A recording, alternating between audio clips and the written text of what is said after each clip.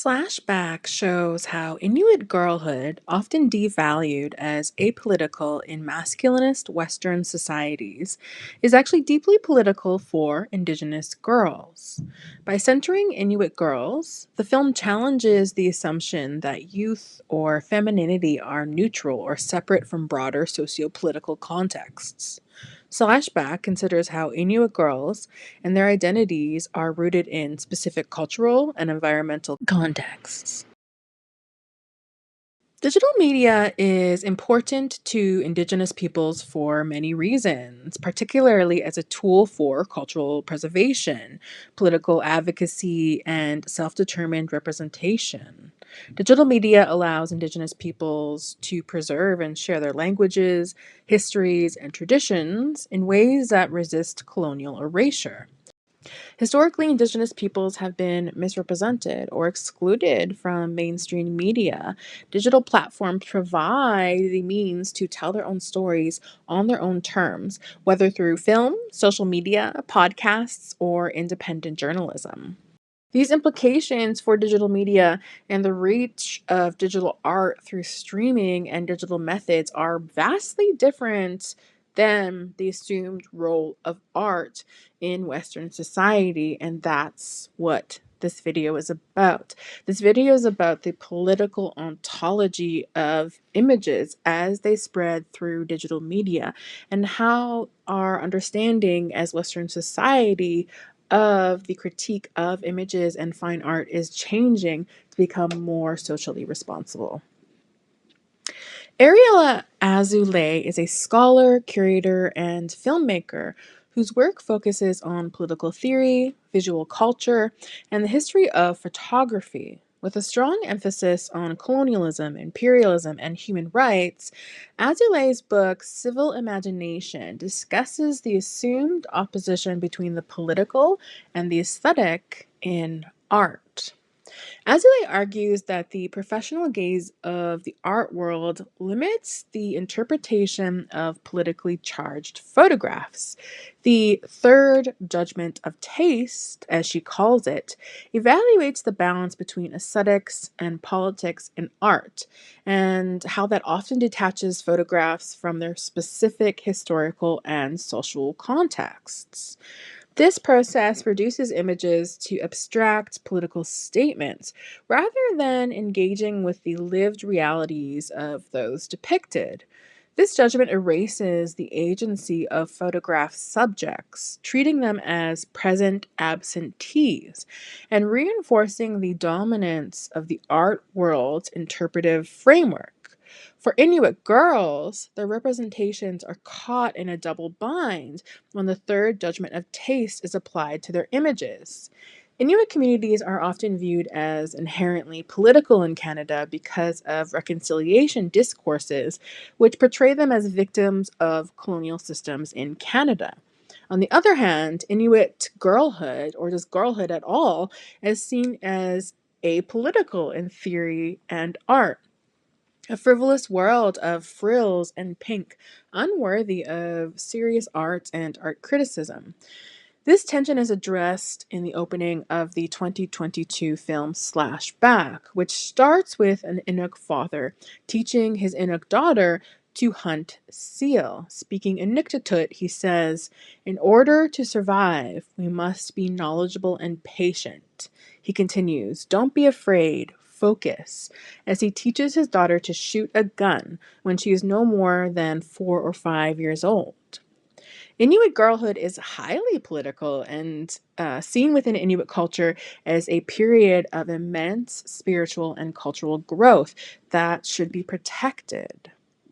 The film Slashback is a sci fi horror that follows a group of Inuit girls in Nunavut as they fight off an alien invasion. Aliens come to the north and start consuming people and taking over their bodies. The movie takes place in the hamlet of Pengnertung. The director, Nyla Inuksuk, is an Inuk filmmaker, writer, and director from Canada. And the film blends Indigenous storytelling with genre elements, highlighting Inuit culture and resilience. Discussing Slashback in an interview, Inuksuk said, For me, having been a teenage girl once, even if it feels like a long time ago, your friendships when you're 12 or 13 feel like the most important thing in your life. When I had this idea for this kind of Goonie-esque movie set in the Arctic, and I started doing some work with young women in Iqaluit, and spending time with them and seeing what they were up to, it just was really clear that they all wanted to talk about their friends and boys and Justin Bieber. So they're just like any teenage girls anywhere, but just like the girls in the movie, they have some unique circumstances, unique to Southern audiences, perhaps. The relationships are real, and friends fight and say mean things to each other and then figure things out again. When you're that age, you're trying to figure out who you are and where you fit in, and your friends are a big part of that. Iniksuk wanted to resist the binaries ascribed to Inuit girlhood when taken in through images. The idea that Inuit life is hyperpolitical and that girlhood lacks a political spectrum. Azoulay defines the role of the image as a site of political potential that transforms and transcends its mere aesthetic or representational function. Azoulay emphasizes that images are not passive objects, but active agents in shaping political relationships and creating spaces for engagement and collective action. She argues that images should be understood as encounters that involve both the creator and the viewer. Azoulay explores the role of the artist creator within the context of political engagement and the production of images. She challenges traditional notions of the artist as a solitary individual figure and instead frames the artist creator as part of a collective process. She suggests that the artist creator is not the sole authority over the meaning of an image, nor should they be seen as the only agent responsible for its impact. Instead, the artist creator is part of a larger political and ethical context in which the image is produced and received. The act of creating an image is an invitation for dialogue, one that engages both the artist and the viewer, as well as others involved in the production and circulation of the image. The artist creator plays a crucial role in framing the subject matter of the image, but they are not positioned as a singular figure of authority over its meaning. The image itself becomes a site of responsibility, which is shared between the creator and the audience. Azoulay emphasizes that the artist's role is not simply to represent, but to engage with the world in a way that invites a political and ethical response from the viewer. Azoulay also argues that the artist creator, as a political subject, is engaged in the act of testifying and calling attention to injustices or human rights violations, but they are also part of a larger community of creators, viewers, and social actors. The responsibility of the creator lies in using their position to open up possibilities for collective action, transformation, and imagining alternative futures. The artist is thus involved in creating an image that calls forth a civil imagination, a collective engagement with the political world through visual culture. In Slashback, the viewer encounters the image of Micah, the little girl seen in the opening of the film, who is now a teen who refuses to go fishing with her father because she's too cool.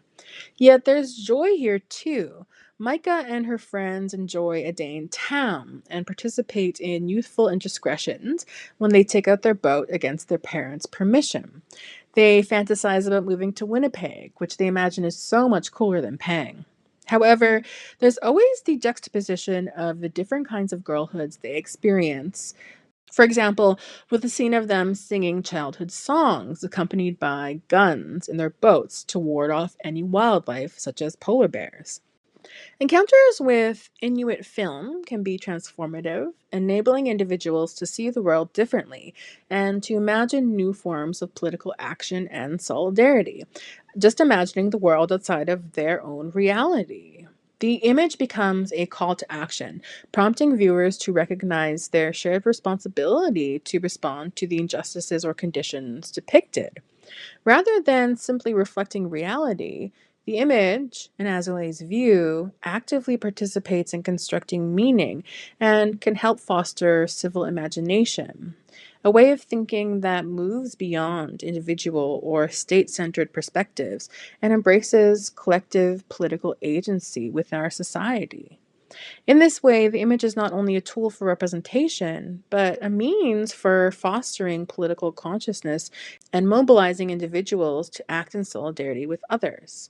Azoulay's theory of the image emphasizes its political ontology, focusing on how images create connections between people, highlight inequalities, and facilitate dialogue about rights and justice. Through its power to move viewers and stimulate new ways of thinking, the image plays a crucial role in broader struggle for social change. How can the viewer connect with these girls from Ping instead of merely objectifying them? There is, of course, a story of girlhood here that is politically the same whether in Pang or Winnipeg. The character Lily is forced to show her mom her phone when she returns from the land, and the scene highlights the surveillance and overprotected state of girlhood. There is the sanctuary of a girl's bedroom, highlighted by the pink glow of neon lights. Azoulay implicates the audience in this relationship. In Civil Imagination, Azoulay describes the role of photographed persons. Azoulay introduces the concept of the referent as a crucial element in understanding the role of images in political and ethical contexts. The referent is essentially the subject or the object that the image refers to. What is being depicted in the photograph? This could be a person, an event, a landscape, or a situation, among others. In Slashback, the referent is Inuit girls. In the movie, the group of Inuit girls at the center of the narrative go to a party of young teens, where they experience social pressures. Micah, in particular, struggles to find pride in her culture as she grows older and remains connected to the influence of cultural media like the internet. She makes fun of Inuit art and no longer takes pride in hunting with her father. This points to the problem of cultural continuity in Inuit communities resulting from colonization, but could also be a metaphor for the ongoing environmental degradation happening in the north and the loss of the literal land base, or rather water base, to continue Inuit life and tradition. Azoulay argues that the referent is not just a passive object or a subject being represented. The referent is a site of political and ethical responsibility. In her view, the referent is integral to the political potential of the image because it is the actual lived experience or condition of being depicted, which demands attention, recognition, and response. The image thus serves as a witness to the referent's existence and circumstances. Esley argues that the relationship between the image and the referent is not merely one of representation, it's also a relationship of responsibility. The image, as it refers to the referent, calls viewers to recognize the referent's humanity and political status, and in turn, the viewer is invited to consider their ethical and political responsibilities towards the referent. The referent, in this sense, serves as an ethical call to action, asking viewers to acknowledge and respond to the injustice or situation that is represented. The gaze of the photographed person is directed at the viewer, questioning the relational dynamics between the subject, the photographer, and the spectator. Yet discussions about art and images often overlook the subject's agency, focusing solely on the photographer's role. The exchange of the subject's expectations and the viewer's position are excluded from critical conversations, which emphasizes the importance of considering the context in which the photograph was taken and the relationships it reveals. This has implications for visual readings of both Inuit and teen girls' experiences when viewed through the lens of a masculinist society that devalues girlhoods and a colonial system that marginalizes Indigenous life. In Slashback, though the girls have shame about their culture, when aliens do invade Pang, the hunting skills Micah was taught by her father helps her organize youth in the hamlet and chase the aliens away. Azoulay argues that the first assumption of taste is the aesthetic qualities of an image, how it is presented to the senses. And this is identical to how the image is crafted or stylized. In other words, art critique separates the aesthetic qualities of an artwork from the political and societal context those artworks come from. And Slashback really refuses this kind of construction. Azoulay argues that this is a rhetorical fallacy and that all artworks are part of an aesthetic history and sociality, regardless of their style or political context. So, applying this idea to Slashback, films about Inuit community are often placed solely within a conversation about Inuit art. Adversely, if the films are too political, they become removed from that aesthetic quality. So, it's quite marginalizing. People just want these pretty images of owls from Inuit people. They don't want political art. Asley argues we need to take into consideration also the photographer's choice, and this would definitely be the choices of the director in this case. We assume that the visible qualities in a photograph are primarily the result of the deliberate choices by the photographer, such as framing, lighting, and composition. This assumption ties the aesthetic qualities of a photograph to the intentions and vision of the photographer, often positioning aesthetic choices as working against political messages.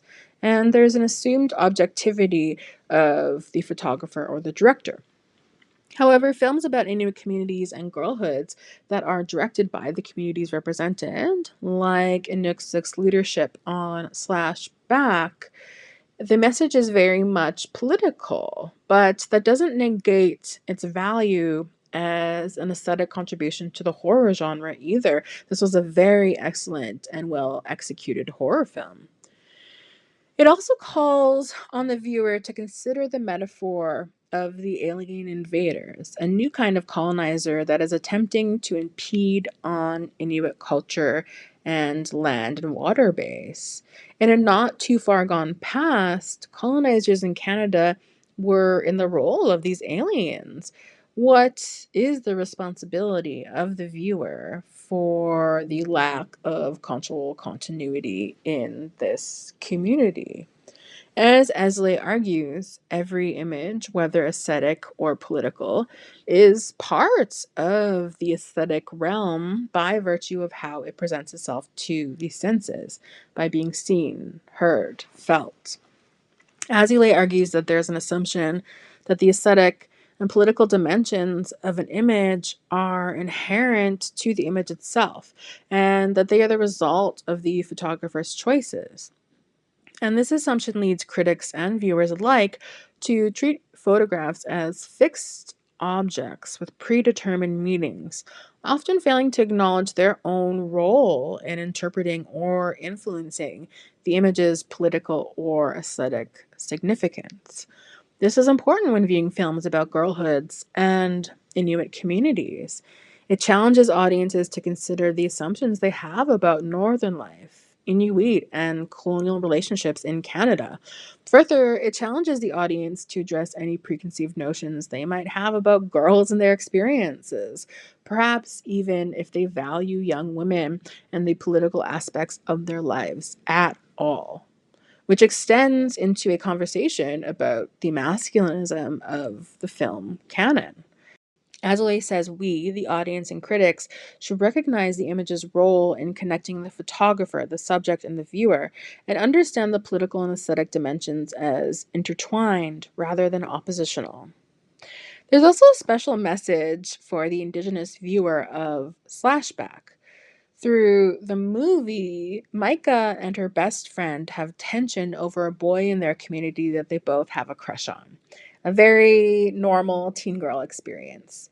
Separate of one another, they both decide that the boy they like is not worth risking their friendship. At the core of the constant politicization of girlhood and Inuit life, Inuit girls are still finding small spaces to build kinship with one another.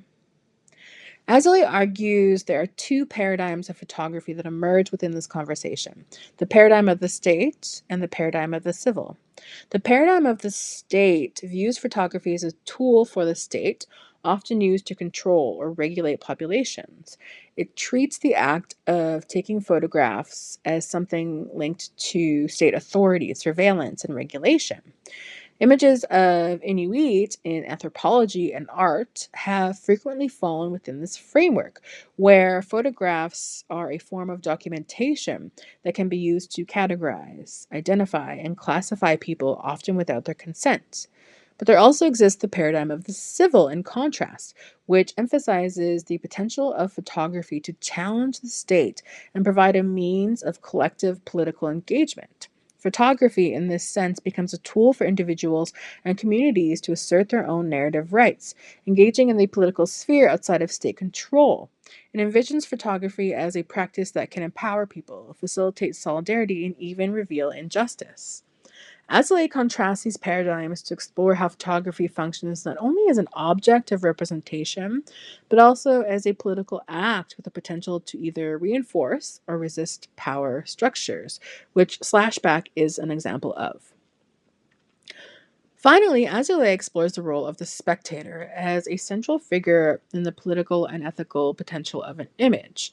According to Azoulay, the spectator is not a passive viewer, but an active participant in the meaning making process of the image and is responsible for interpreting it. But this engagement also carries a deeper ethical and political responsibility.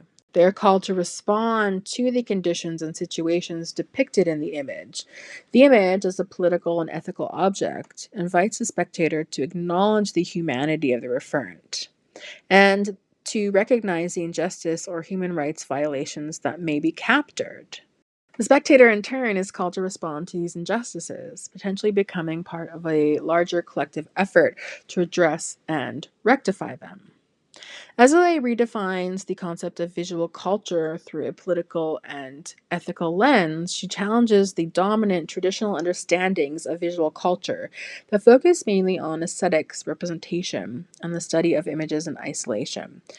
Instead, she argues that visual culture must be understood as a collective, participatory field that involves not only the creation and circulation of images, but also the relationships and responsibilities these images foster between people. Azoulay argues that the plurality of the civil asserts itself through shared responsibility, collective action, and the recognition of interconnectedness between individuals. What can we take from Slashback in this moment when the ice caps are melting, when the North and its land base and water base is slowly receding, and these communities are constantly in flux? What can we do about the cultural incontinuity that these communities are experiencing? Perhaps we can witness and take this as a call to arms to assist both in projects of Indigenous environmental revitalization and sovereignty. Could Inuit digital media be a space for collective responsibility in Canada? The citizenry of photography is a way of thinking about the collective responsibility that arises from engaging with images, particularly photographs. The citizenry of photography calls for a broader global sense of belonging and shared ethical obligation.